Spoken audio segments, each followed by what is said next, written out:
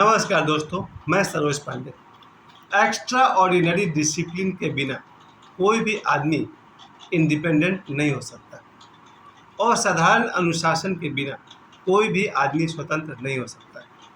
कल स्वतंत्रता दिवस था और कल मैंने सभी लोगों की तरफ गौर से देखा और मैंने पाया जितने लोगों को मैंने देखा उनमें से कोई भी स्वतंत्र नहीं था। स्वतंत्रता दिवस के मौके पर कल मैंने सुबह से सभी की तरफ देखना शुरू किया और मैंने पाया कि कोई भी स्वतंत्र नहीं है, कोई भी इंडिपेंडेंट नहीं है। लेकिन क्या कोई स्वतंत्र हो सकता है?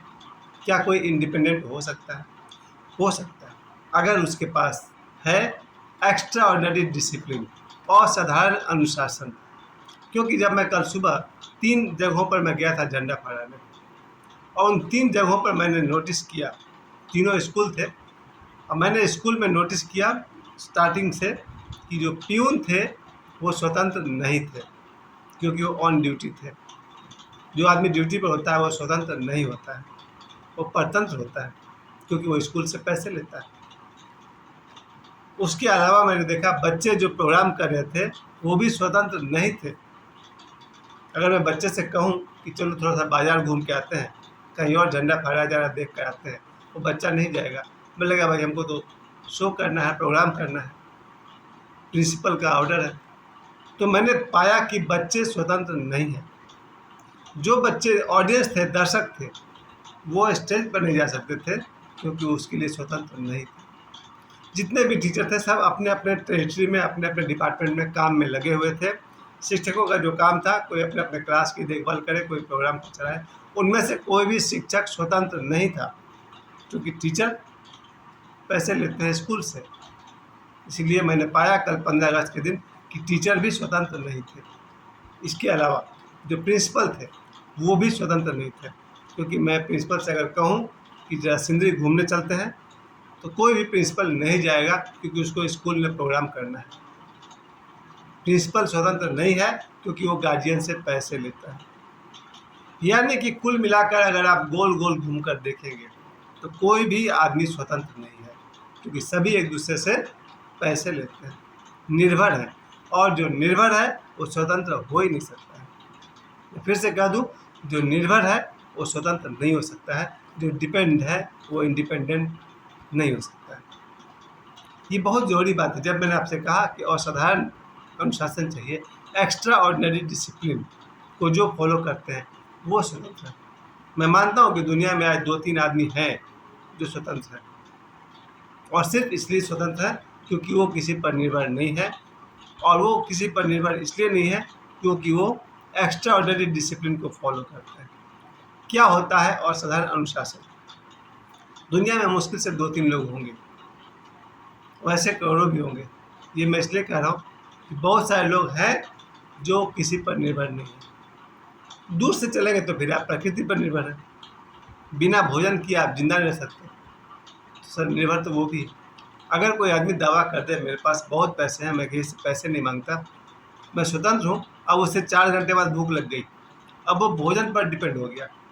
इसके बावजूद मैं कहता हूँ दुनिया में 2-3 आदमी हैं जो किसी पर निर्भर नहीं है, सिर्फ वही स्वतंत्र है। आज हम बात करेंगे वही सब लोग। स्वतंत्रता कैसे आती है? स्वतंत्रता आती है अनुशासन से। अनुशासन 2 तरह का होता है। एक जो कोई आपको देता है, आप जहाँ काम करते हैं उसका अनुशासन है। आप किसी के घर में घुसते हैं, दरवाजे पर नॉक करना पड़ता है, ये अनुशासन है। शिष्टाचार भी कर सकते हैं। आप स्कूल में काम करते हैं या जहाँ भी नौकरी करते हैं उसका अनुशासन है। समय पर आना, समय पर जाना, समय पर अपना काम पूरा करना। तो आपने सुना होगा कहीं कोटेशन होता है, अनुशासन ही देश को महान बनाता है। अनुशासन ही देश को महान बनाता है, ये कोटेशन आपने सुना होगा, पढ़ा होगा। लेकिन मैं देश के नहीं, मैं आज इंडिविजुअल आदमी की बात करता हूँ। अनुशासन ही आदमी को महान बनाता है, मगर कौन सा अनुशासन? जो किसी दूसरे ने दिया है उससे कोई महान नहीं बनता है। दूसरे के दिए गए अनुशासन से हम सिर्फ पाखंडी बनते हैं, ढोंगी बनते हैं।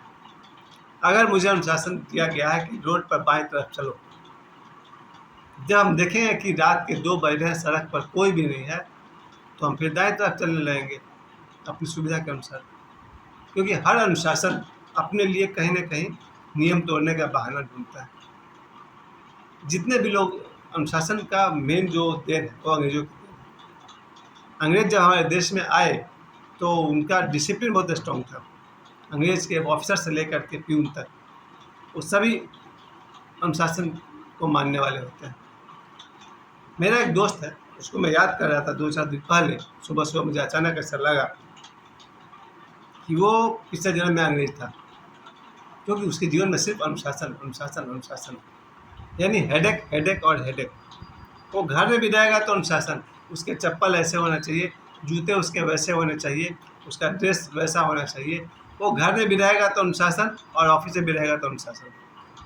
और ऐसे लोग अपने जीवन का जो बेसिक अनुशासन है उसका वो लोग धज्जियाँ उड़ा देते हैं। मैंने अपने जीवन में जितने अनुशासित व्यक्ति देखे हैं सब पाखंडी होते हैं। वो अनुशासन को मानते भी हैं और अनुशासन की धज्जियाँ भी वही उड़ाते हैं। जो मैं बात कर रहा था एक्स्ट्रा ऑर्डिनरी डिसिप्लिन की, उसका असली मतलब होता है अपने बोध से पैदा हुआ अनुशासन। Discipline outcome of your self understanding. आपको जो समझ में आ गया, उस समझदारी से जो पैदा हुआ, उसका नाम है डिसिप्लिन। अर्थात अगर आपने अपने 50 साल में अपने 50 साल के जीवन को जी कर पाता हूँ, अगर मैंने ये बात को पाया है कि 3 रोटी से अधिक रोटी खाना मेरे पेट को खराब करता है, मेरा रूटीन खराब करता है, मुझे झपकी दिलवाता है, या पेट में दर्द होता है, या ये होता है वो होता है, वैसा व्यक्ति अगर प्रतिदिन 3 ही रोटी खाए या 2 रोटी खाए, उसे कहेंगे अनुशासन, क्योंकि ये अनुशासन उसके अंडरस्टैंडिंग से आया।